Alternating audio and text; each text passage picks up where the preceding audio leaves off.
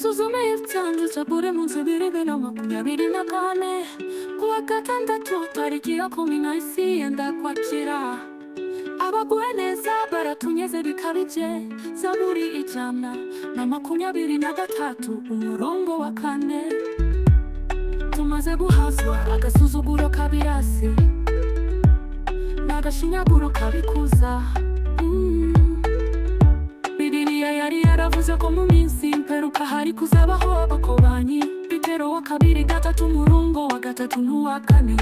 Mbere na mbere mumenye ko mu minsi ya nyuma hazaduka abaneguranye batagira icyo bemera, bakurikira gusa irari ryabo maze bakaza bakwena bagira bati mbese isezerano ry'uko hazaza ryabo rigeze he? Kuko kuva igihe ababyeyi bacu bapfiye byose bikomeza kuba uko byari bimeze mu ntangiriro y'iremwa ry'isi. Abo bakobanyi bakurikiza ibihuje n'irari ryabo, bakararikira ibintu byo kutubaha Imana. Yuda umurongo wa 7, 17 na 18. N'abaturage ba Sodoma na Gomora nabo mu migi ikikije bohotse kuri ubwo buryo mu busambanyi kandi bakishimisha ku yindi. Nibiritaberanye n'umuntu bahanishwa igihano cy'umuriro witeka. Cyabaye akarorero ku bantu bose, naho rero mwebwe hora mutima zanjye nimwibuke amagambo mabyiwe kera n'intumwa z'umwami wacu Yesu Kristo. Barababwiye bati mu bihe bya nyuma hazaduka abantu abaneguranye bazabaho bakurikije ingeso mbi z'ubugomeramana. Niki cyadufasha kwirinda kuba abakobanyi no kwirinda kwifatanya n'abantu bakunda kunenga ibintu. Hariho umuntu udakurikiza inama y'abagiranabi, akirinda inzira y'abanyabyaha kandi ntiyicarane n'abaneguranye. Zaburi igice cya mbere umurongo wa 1. Ibyo bisobanura ko tugomba kwirinda kumva cyangwa gusoma ibintu byose bituruka ku bahakanyi. Tutabaye maso dushobora gutangira kwitotomba no kunenga ibintu byose kandi tugashidikanya kuri Yehova no kumubwiriza duhabwa n'umuryango we. Kugira ngo tubyirinde dushobora kwibaza tuti ese yo mpamvu amabwiriza cyangwa ibisobanuro bishya buri gihe ndabinenga? Ese nkunda kunenga abafite inshingano? Niwisuzuma ugasanga ufite icyo kibazo uzahita wikosora, ibyo bizashimisha Yehova. Imigani igice cya 3 umurongo wa 34 n'uwa 35. Umunara w'umurinzi Ukwakira 2022 paji 20 paragarafu ya 9 n'iya 10. Imirongo yose hakoreshejwe Bibiliya ntagatifu. Amen.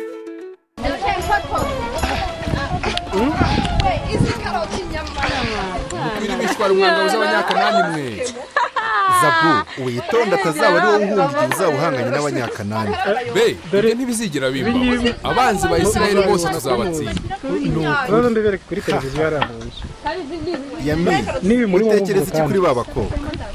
Abahe nibi muri mu abamuwabukazi ntiwumvise ibyabo se? Numvise ko hari abakobwa bajyaga baza mu minsi ishize ariko sinababona. Natwe nuko ariko numva bavuga ko bakeye. Wumvise iki?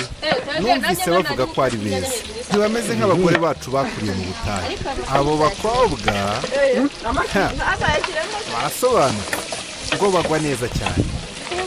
Ukeka ko baza aho dukambitse basize abagabo babo. Yami, icyo kibazo ubajije kigaragaza ko utazi neza iby'abagore. Impamvu irigaragaza, abantu bose bumvishe ko twanesheje Abamori bari bafite ingabo zikomeye. Sihoni na Ogi bari abami b'ibihanganye, nyamara twabakubise inshuro. Abanyakanani twabakuye umutima. Uko mbibona abo bagore bafite amatsiko, bifuza kureba abagabo nyabagabo, abagabo b'intwari bakomeye kandi abagabo nitwe. Zabu ngaho niho duhaye nibyo, ariko twararwanye turindwa ntidutsindwa. Dore mubyara wawe Zimuri aratubwira iby'abo bakobwa. mugira amahoro baba. Zimu tazajya ndi kurya njyenyine na Valentine.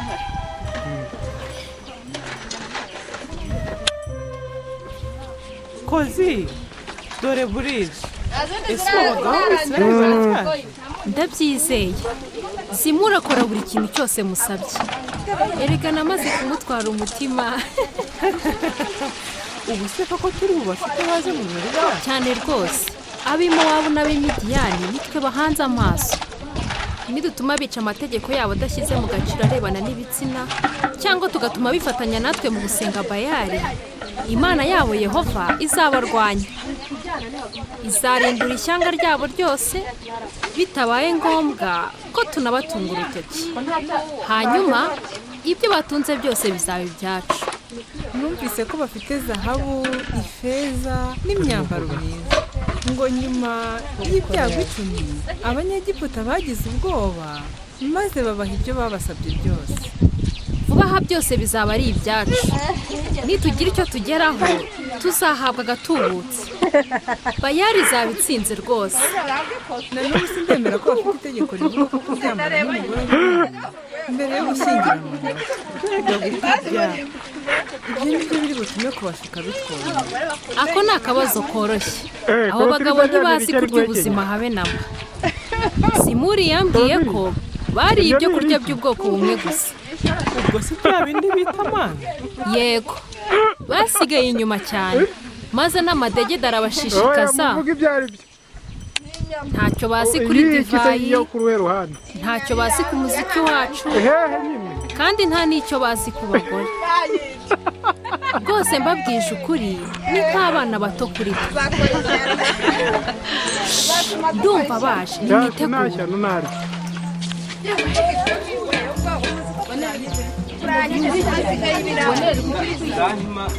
Uraho Zimuri, umutware wanjye.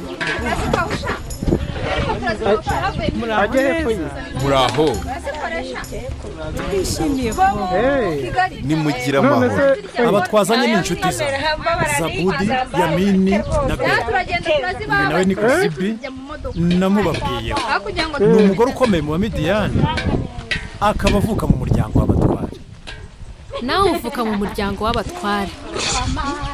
Zimuri inshuti yanjye, aba bagenzi bawe nabo barasa n'abafite imbaraga nkawe. Bitangaje ko abanyakanani nibo batinya cyane. mw'abagabo muri bihangange rwose. Zimu, nizere ko nimugoroba muri bujyane natwe mu birori. Muraza rwose. Warabisezeranyije. Nta kibazo, mureke tujyane nawe, hari bene wacu benshi bari bube. Mubanze mume ya nyama, nimuze tujye gusangira amafunguro meza, divayi iryoshye n'umuziki ushimishije. Ndumva ari byiza, tugende. Yami, tugende se? yewe simbyumva. Mubyara wanjye uriho atinya abagore. Wimbeshye.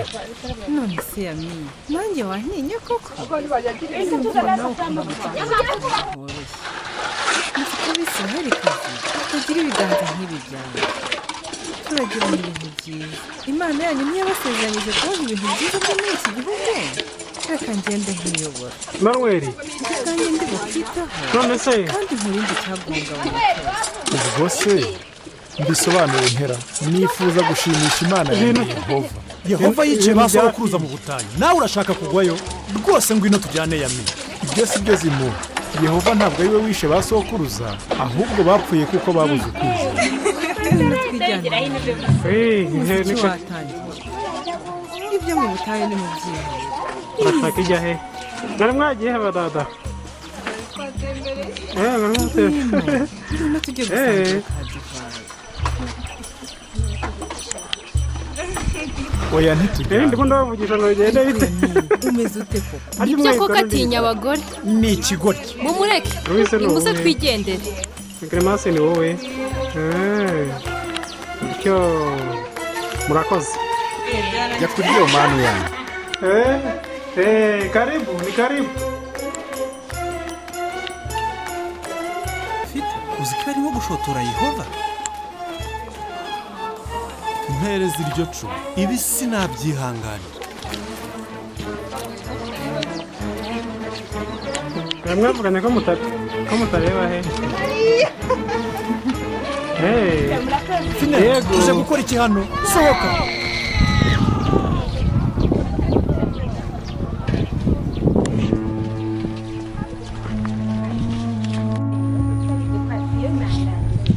fineyasi yishe zimuri na posibi abicishije icumu, kandi yehova yashimiye fineyasi kubera ko atihangana igikorwa cyo kwigomeka ku Mana. bavandimwe na bashiki bacu, twakiriye umuryango mushya John na Elise bashinze uyu munsi.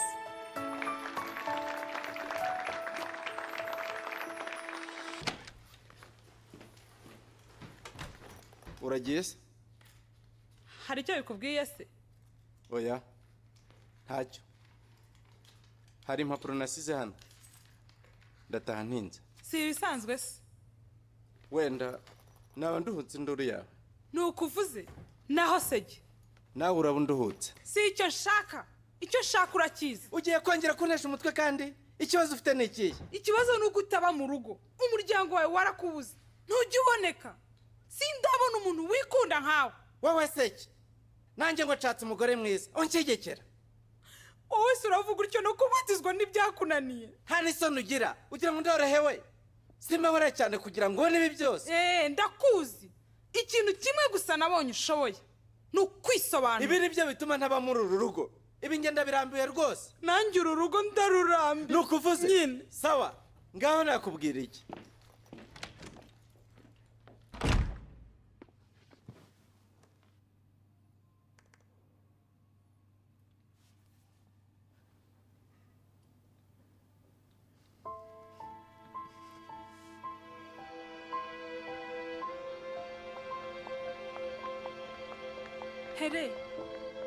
Here